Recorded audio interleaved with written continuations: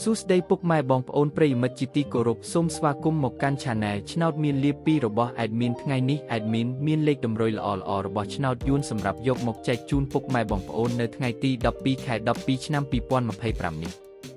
ដូចនេះ Admin មិនចង់ចាយពេលវេលារបស់ពុកម៉ែបងប្អូនយូរតោះយើងមកតាមដានលេខតម្រុយឆ្នោតរបស់យើងទាំងអស់គ្នាសម្រាប់លេខតម្រុយ2លេខមានលេខ67លេខ54និងចុងក្រោយលេខ31សម្រាប់លេខតម្រុយអូស2លេខមានលេខតម្រុយទី1អូស60និងលេខតម្រុយចុងក្រោយអូស30សម្រាប់លេខតម្រុយ3លេខមាន571គុណនិង231គុណសម្រាប់លេខតម្រុយថ្ងៃនេះ Admin សូមជូនពរឲ្យពុកម៉ែបងប្អូននិងប្រិយមិត្តទាំងឡាយជួបតែសំណាងល្អទាំងអស់គ្នាហេងមានលាភមានជ័យ